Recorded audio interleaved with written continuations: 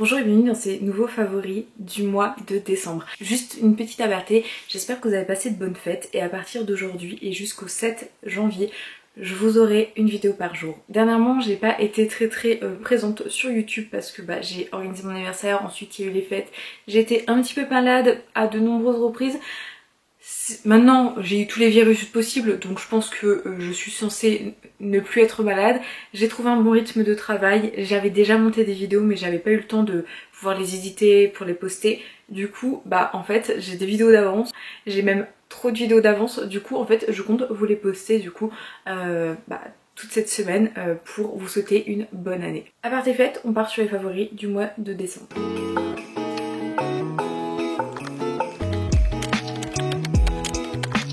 Ce mois de décembre, j'ai quand même peu de favoris parce que très clairement j'ai été malade, j'ai travaillé, il y a eu les fêtes et c'était mon anniversaire, donc globalement j'ai eu le temps de pas faire grand chose autre que de l'organisation, du ménage, de la cuisine, ce genre de choses.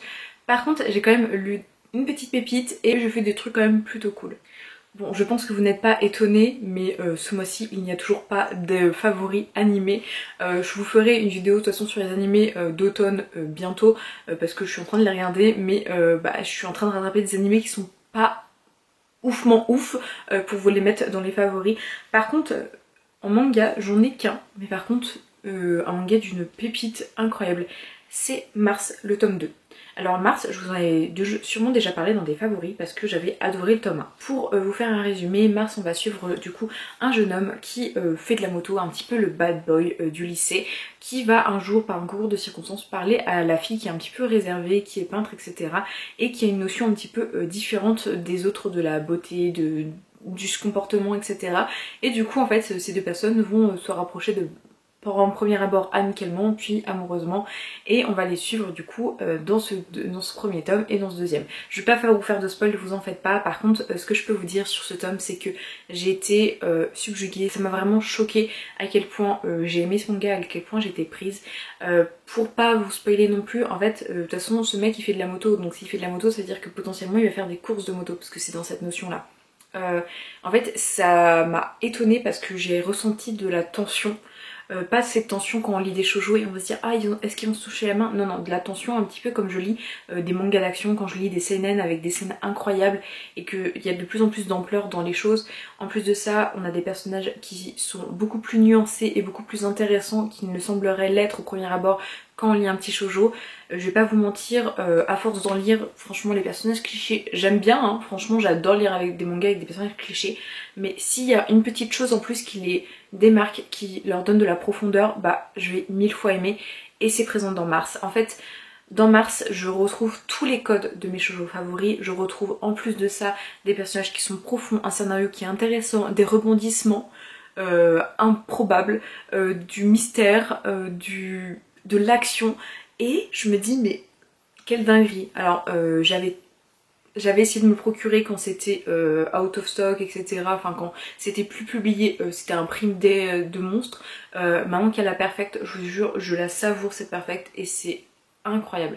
J'ai pas les mots pour vous dire à quel point j'aime ce manga et ça a vraiment été mon favori de ce mois de décembre parce que j'ai lu quelques mangas qui étaient sympathiques et tout, mais au point de les mettre dans mes favoris, peut-être pas. En plus, je suis désolée, c'est des petits favoris parce que j'ai vu beaucoup de choses et vous en faites pas niveau favori, le 1er janvier je fais un favori de l'année 2023 donc je pense que là vous serez servis, mais du coup niveau manhwa j'en ai un et je vais vous faire une vidéo complète dessus, c'est Level Up with the God. Je vais quand même vous en parler rapidement ici, mais pour un avis plus complet il y aura une vidéo qui va sortir courant du mois de janvier.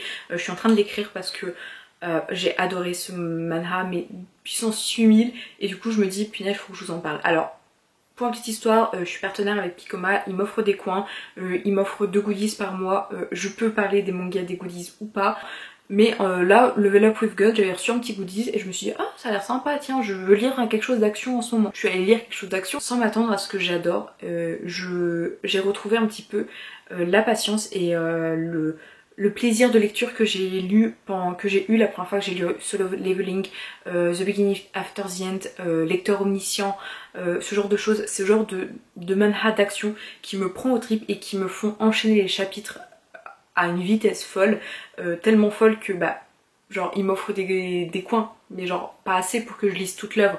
Du coup, j'ai acheté la suite et c'était juste trop bien. Dès le début, on arrive, c'est un petit peu l'apocalypse. Ça va bientôt être la destruction d'une tour en fait. Il y a une tour un petit peu où, vous savez, où on monte les étages et on a des épreuves et on devient de plus en plus fort. Sauf qu'en fait, cette tour va être détruite par des Outer Gods parce qu'en fait, dans ce monde de tours, il y a beaucoup de dieux, Susano, l'Olympe, Zeus, des héros tels Hercule, etc. Donc moi qui adore ce genre d'histoire, qui adore ce genre d'héros, bah je me retrouve un petit peu là-dedans. Et en plus de ça, en fait, il y a cette notion de level up pour devenir puissant, que vous allez voir après.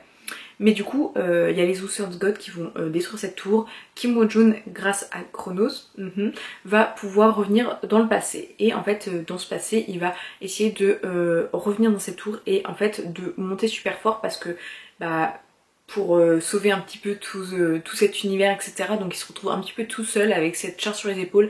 Il est le seul au courant que tout va potentiellement mal se passer dans plusieurs années et qui va essayer juste de devenir ultra méga fort très vite. Et j'aime beaucoup parce que il est un peu cheaté, mais en même temps, les autres héros aussi le sont, tu vois, c'est pas genre il est cheaté et genre il bat tout le monde, c'est il est cheaté, c'est cool, ça avance bien, l'histoire est intéressante, le personnage en lui-même est intéressant, on voit qu'il a genre une souffrance, il a un poids sur les épaules, en même temps il va aider certaines personnes, il va pas en aider d'autres et tu te dis punaise, enfin je veux dire il a son objectif en tête et il avance et je sais pas, je suis prise dedans, l'action est incroyable, le scénario, genre je suis prise dedans, je le trouve cohérent, etc. J'adore tout simplement. Ensuite, en goodies, ça va être 2 goodies que j'ai reçus à mon anniversaire, je vais vous montrer ça. Petite grenouille. Alors, si vous reconnaissez, c'est le porte-monnaie de Naruto Uzumaki. Dans Naruto, je suis une grande fan de Naruto. Mon porte-monnaie, c'était un porte-monnaie Mon voisin Totoro, que j'aimais beaucoup, mais qui était taché. Et puis, enfin... Voilà, je l'aimais ça beaucoup, mais en fait on m'a offert celui-ci et depuis, mais il a remplacé parce que je le trouve juste trop mignon en fait. Moi j'aime bien les petits objets un peu mignons, les petits goodies, etc. Il y en a que je garde, d'autres que je mets dans une boîte pour si un jour je fais des gros concours, etc. que je mets de côté parce que bah je les reçois, mais je me dis bof.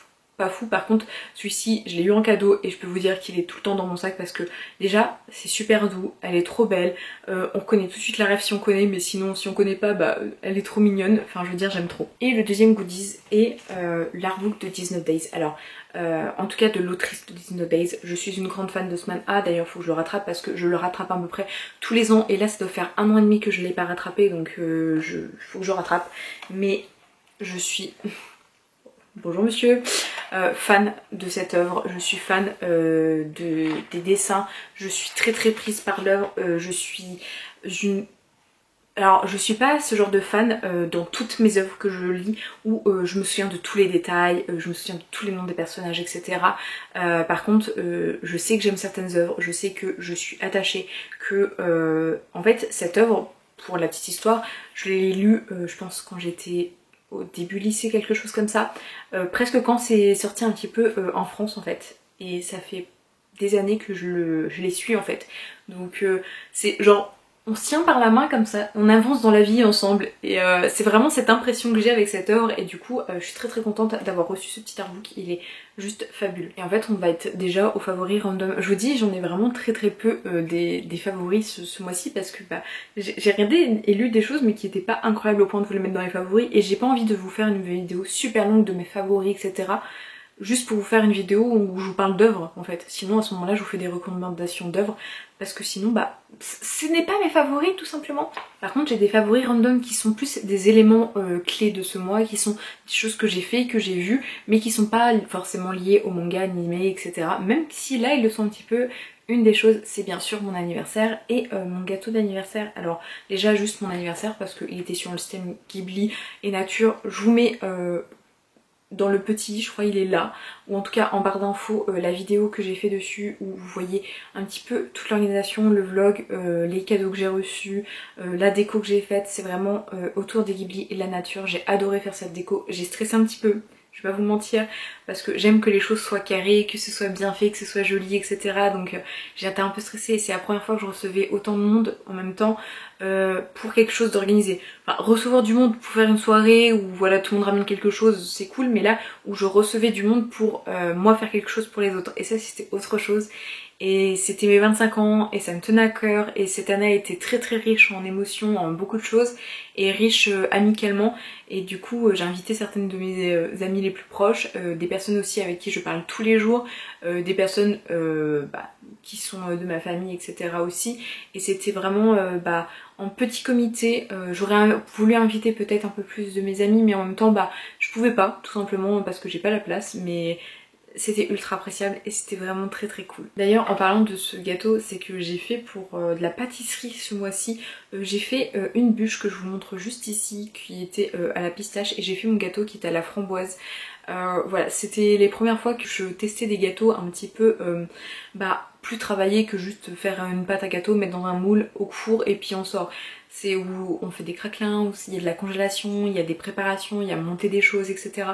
C'était dans les premières fois que je faisais réellement ça. J'ai adoré le faire. C'est très stressant parce que en fait jusqu'au moment où tu coupes le gâteau, tu sais pas si c'est bon. Parce que tu fais plusieurs parties, les plusieurs parties sont bonnes, mais est-ce que ça va être réellement bon? C'est un peu stressant, je vais pas vous mentir, mais par contre je suis ultra contente du résultat. C'était bon, c'était beau, les gens étaient très contents, étaient un peu extasiés devant, et je me dis que c'est le genre de choses que j'ai envie de faire de plus en plus quand je reçois, quand j'ai des invités ou quand je vais chez des gens. Ramener le dessert, je trouve que c'est un petit peu un geste où ramener une bouteille, quand t'as beaucoup de monde, tout le monde ramène une bouteille, au bout d'un moment personne boit la bouteille, hein, que ce soit un soft ou pas.